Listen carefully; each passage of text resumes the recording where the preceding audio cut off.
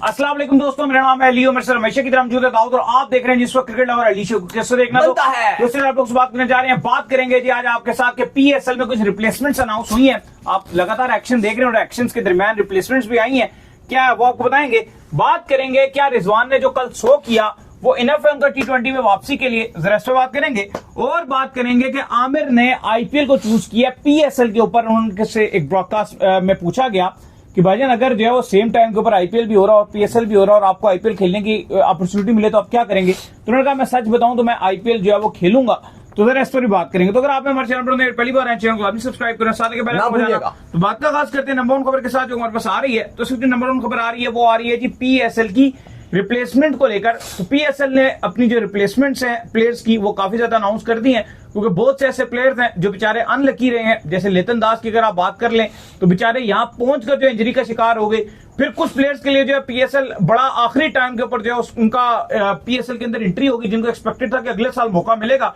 जैसे सानुल्लाह है, उनको ठीक 1 घंटे पहले एक्शन स्टार्ट होने से पहले उनको जो पेशावर ज़ल्मी ने रख लिया। तो भाई कौन कौन सी रिप्लेसमेंट्स आई हैं? देखिए बिल्कुल, सबसे पहले तो लेतन दास के साथ बहुत ही ज्यादा एक बुरी खबर आई है और वो ये आई कि वो बेचारे पूरी अपडेट देते हुए आ रहे थे जब वो बांग्लादेश से निकले थे। इवन उन्होंने बांग्लादेश से पूरे रिक्वेस्ट करके पूरा एनओसी लिया। इवन उनका नाम आ रहा था कि टेस्ट सीरीज के लिए, लेकिन उन्होंने कहा कि मैं पीएसएल खेलूंगा।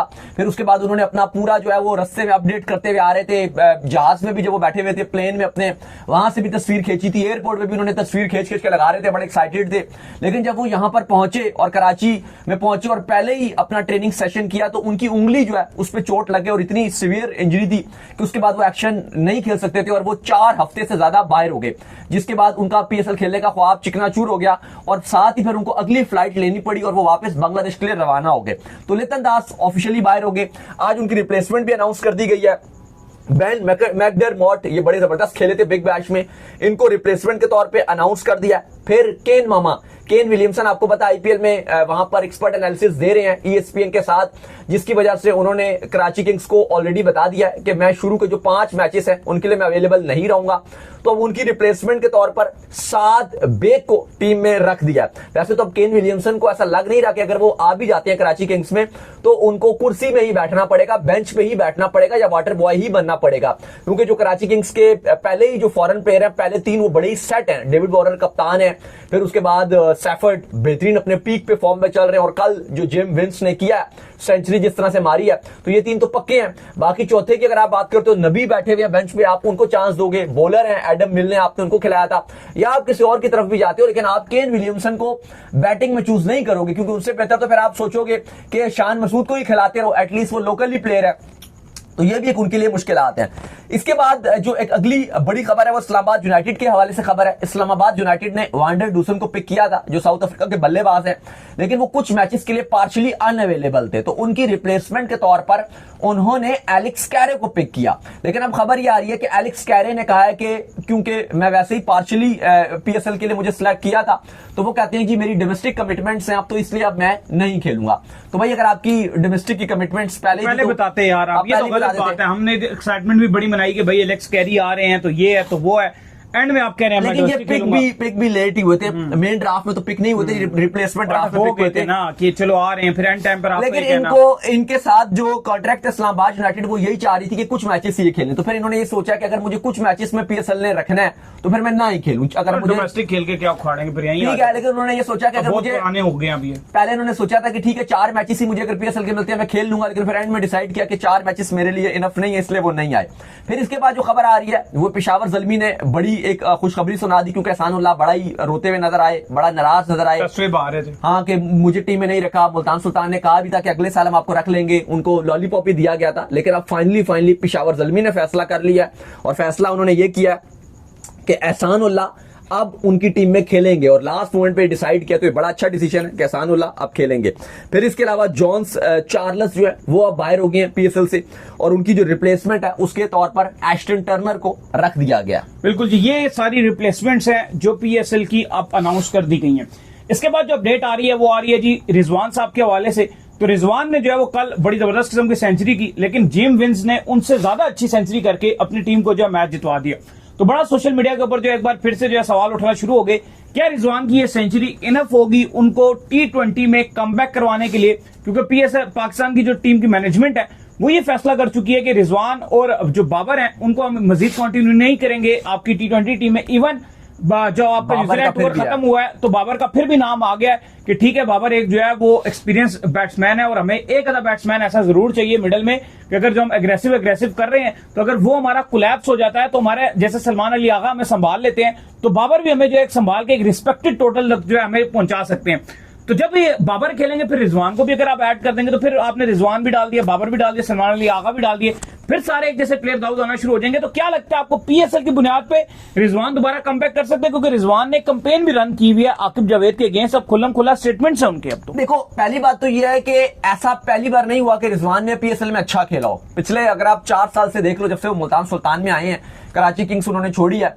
कप्तानी भी वो बेहतर करते हुए आ रहे हैं। चलो कल अच्छी कप्तानी नहीं किया, पिछले एडिशन में भी आखिरी फाइनल में उनकी कप्तानी के ऊपर सवालिया निशान जरूर थे, लेकिन ओवरऑल वो पीएसएल में अच्छी कप्तानी करते हैं और बैटिंग भी अगर आप उनकी देखते हो तो वो अच्छी करते हैं। इवन मैं आपकी यहाँ थोड़ी सी बात काट दूं, जो आपका जो भी कप्तान होता है ना पीएसएल में, उसकी आप बैटिंग उठाकर देख लो वो अच्छी कर रहा होता है, चाहे वो आप साउथ शकील को देख लो, चाहे शादाब को देख लो, चाहे आप इन्हें देख लो, वो कॉन्फिडेंस अलग मिल रहा होता है। बाबर को भी देख लो, आप बाबर भी अच्छी बैटिंग कर रहे होते हैं। देखो, अब बात यह है कि बेशक उन्होंने अच्छी बैटिंग कल उन्होंने सेंचुरी स्कोर की, लेकिन ऐसा नहीं है कि उन्होंने कोई पहली बार अच्छी बैटिंग की, पीएसएल में अच्छी करते हुए आ रहे हैं। मसला ये आता है कि देखो एट द एंड लीग होती है और जब इंटरनेशनल मैचेस आते हैं, अच्छी परफॉर्मेंसेस उन्होंने दिखाई है पास्ट में भी पीएसएल में, लेकिन स्टिल जब वो नेशनल टीम में पाकिस्तान की तरफ से खेल रहे होते हैं तो वही मसला आ जाता है डॉट बॉल्स का, बड़े मैचेस में रन नहीं बनाना, डॉट ज्यादा खेलना, और एट द एंड पाकिस्तान भुगतता है। तो इस बार जो डिसाइड किया गया कि उनको बाहर किया, जैसे इन्होंने शुरू में बोला कि उन्होंने बहुत ज्यादा शोर मचाया, प्रेस कॉन्फ्रेंसेस में भी रिजवान ने बोला कि ऐसा किया वैसा किया,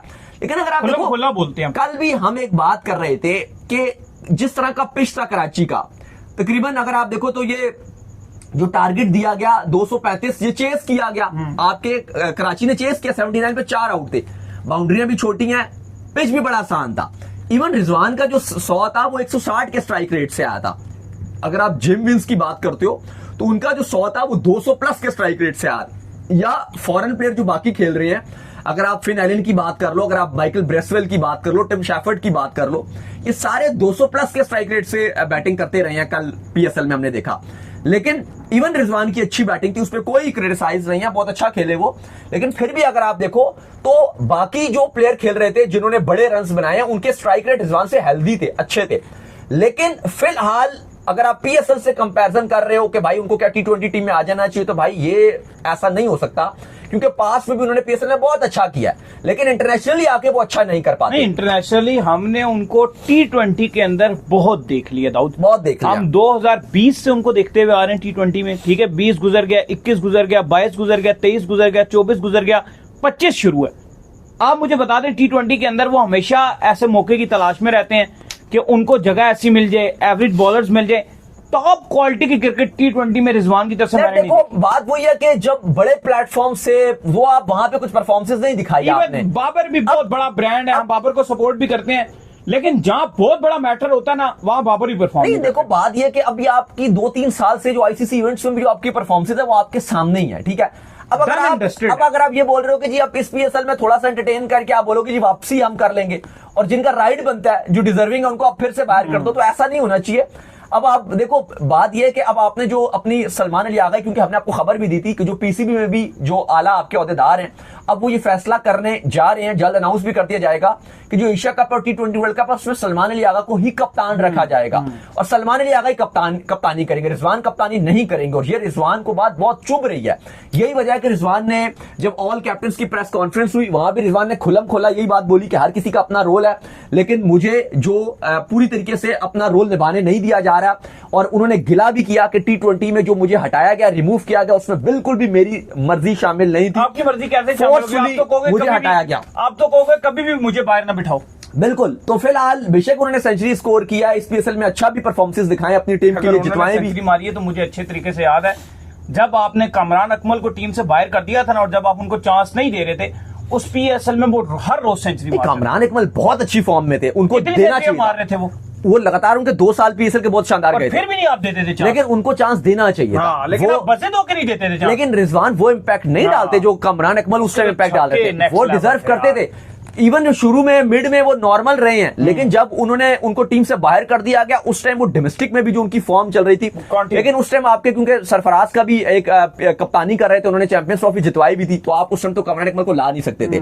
फिर उसके बाद एक और जो इशू था, फिर बाबर ने उस टाइम टेक ओवर कर लिया। हमारे यहाँ पर ये चीज बड़ी गलत हो जाती है, अगर एक कीपर अच्छा कर रहा है और वो कप्तानी रोल में, तो दूसरे कीपर को वो आने नहीं देता, नॉर्मल फील्डिंग करा लो यार। नहीं, लेकिन कमरान इकबाल का भी इशू था क्योंकि कमरान इकबाल ने सारा जिंदगी विकेट कीपिंग किया, वो फील्डिंग नहीं कर सकते थे, वो उनके लिए बाहर गोरे तो करते हैं, वो तो फील्डिंग भी करते हैं, सारा कुछ है। वहां का कल्चर है, इंडिया में भी ये कल्चर है, ऑस्ट्रेलिया में भी है, इंग्लैंड में भी है, न्यूजीलैंड में भी है, भी खेल रहे होते हैं हर जगह है। लेकिन वो कमरान इकबाल ने कीपिंग की ही नहीं, बिल्कुल वो सॉरी फील्डिंग की ही नहीं, तो वो उनके लिए एक इशू था। लेकिन बहरहाल रिजवान को फिलहाल अभी अगर ये फैसला किया गया, मुझे लगता है कि बहुत अच्छा फैसला है। अगर आप आगे एशिया कप है, T20 वर्ल्ड कप है, अब आपको नई टीम के साथ जाना चाहिए। यहां से PSL से जो अच्छे प्लेयर्स होंगे, ख्वाजा नाफे जैसे प्लेयर हैं, साइम अयूब टीम में कम बैक करेंगे, वो उन्होंने अपने पहले मैच में दिखाया है कि वो अच्छी परफॉर्मेंस दिखा सकते हैं, तो उम्मीद की जाती है कि पाकिस्तान अच्छी T20 टीम बनाने में कामयाब रहेगा। खैर, इसके बाद जो अपडेट आ रही है वो आ रही है मोहम्मद आमिर के हवाले से। तो मोहम्मद आमिर से एक पॉडकास्ट जो है उसमें पूछा गया कि अगर जो है वो आपको आईपीएल के हवाले से एक अपॉर्चुनिटी मिले और ये दोनों जो है वो सेम टाइम के ऊपर ही हो रहे हो, यानी कि आईपीएल भी हो रहा हो और PSL भी हो रहा हो, तो आप किसको चूज करोगे? तो उन्होंने कहा कि मैं अगर सच बोलूं तो अगर मुझे आईपीएल की अपॉर्चुनिटी मिली तो मैं आईपीएल खेलूंगा, और अगर आईपीएल में उनको नहीं सिलेक्ट किया गया तो फिर उन्होंने कहा मैं PSL जो है वो खेलूंगा।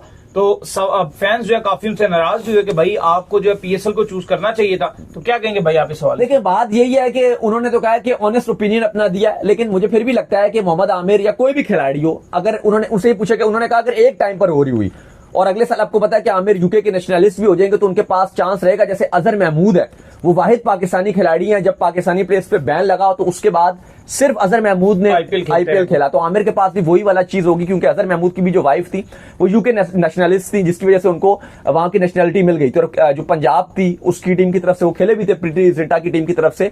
लेकिन अब आमिर के पास भी अपॉर्चुनिटी हो सकती है। अब उन्होंने आमिर ने यही कहा कि अगर मुझे आईपीएल की फ्रेंचाइजीज लेती हैं तो फिर तो ठीक है, अगर नहीं लेती तो फिर जाहिर है मेरे पास कोई ऑप्शन नहीं होगा, मैं PSL ही खेलूंगा। लेकिन मुझे लगता है कि उनको PSL ही खेलनी चाहिए।